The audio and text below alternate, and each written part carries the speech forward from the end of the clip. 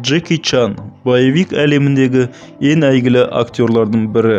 Ол өзінің акробатикалық соғыс өнері стилімен және де қолына түскен затпен шайқасу өнерімен танымал. 100-ден астам фильмде басты рөлдер сомдаған.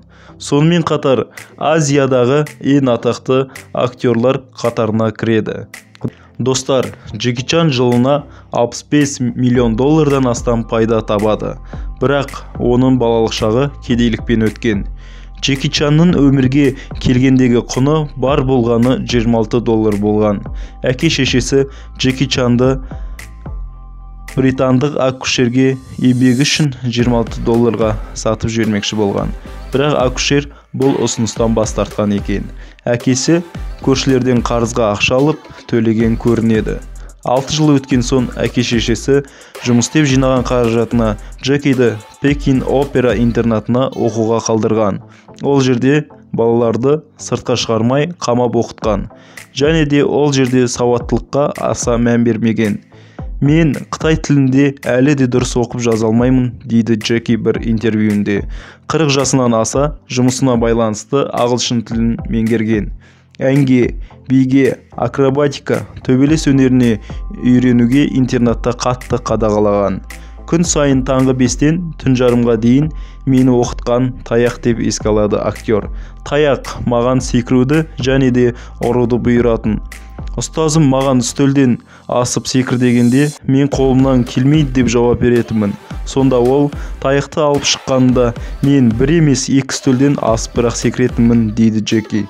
Біреудің қателік үшін бәрімізді жазалайтын. Сондықтан біз қателік жібермеуге тырысатынбыз. Джекидің жастық шағындағы ең алғашқы төбелесі 30 секундқа созылған екен.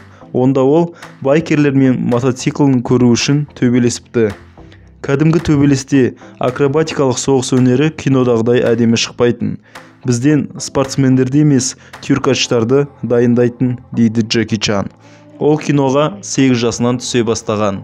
10 жасында аса аты шықпаған 10 шақты киноға түскен. 17 жасында интернат академиясын бітіріп, Show Brothers компаниясына каскадер болып жұмысқа кіреді. Сол жерде оған «Мастер со сломанными пальцами» киносына басты рөл сомдауға бұйырған. Кейінірек Брюс Ли түскен «Кулак ярости» фильмінде эпизодтық рөл ойнаған. Жұмысы оған ақша алып келгенімен атақ әкеле алмады. Одан кейін шамалы демалыс алып, Австралияға әке-шешесіне кеткен.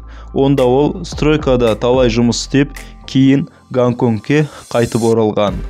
Бұл жолғы оралуы оған жаңа мүмкіндіктер алып келеді.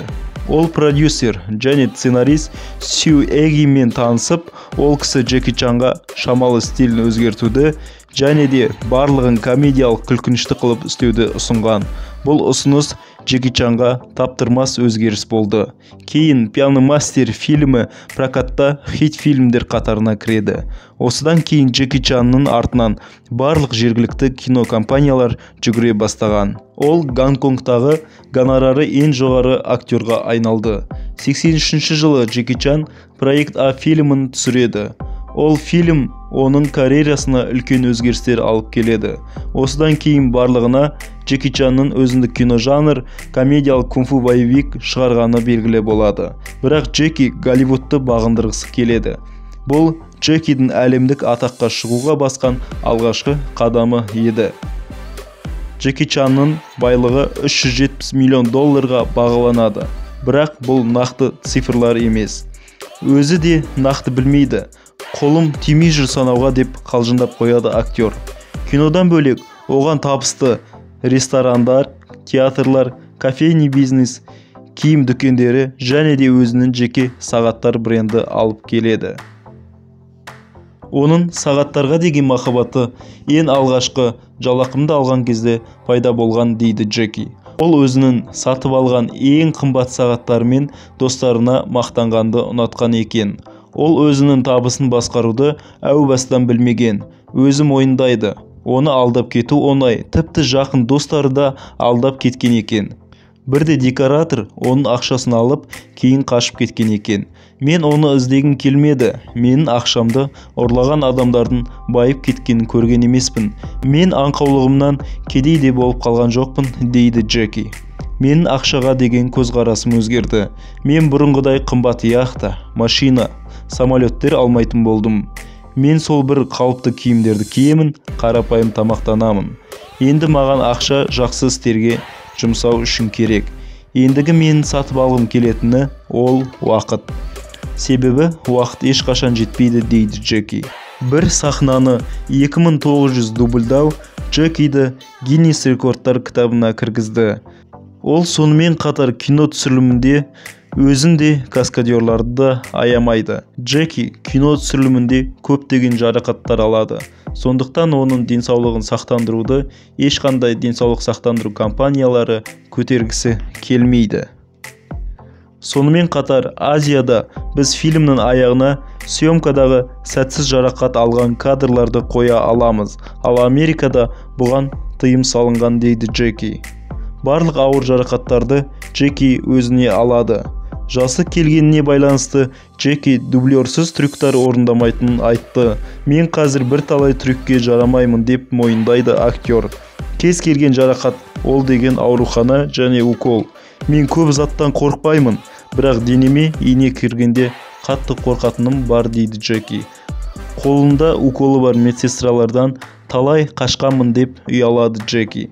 82 жылы екі қыз Джекидің сүйгені бар екенін естіп өз-өзіне қол жұмсаған. Біреуі поезд астына түсті, ал екіншісі оның көзінше у ішіп өлген. Мен қарапайым каскадер болған кездің өзінде ақ талай қыздың аузында жүретінмін, дейді Джеки. Ал қалай байып атағым шыққан кезде талайының арманына айналдым. Джекидің поклонницалары актриса Джоун Лиді бекер қызғанатын. Бірақ түптің түбінде Джоун Лидің аяғы ауыр болып, Джекиға тұрмысқа шыққан. Мен балам болғанын қатты қаладым. Сондықтан оны өзімен бірге Америка құрама штаттарына алып кеттім, дейді Джеки. Біз онда кішігірім кофейняда түскі ас уақытында некелестік.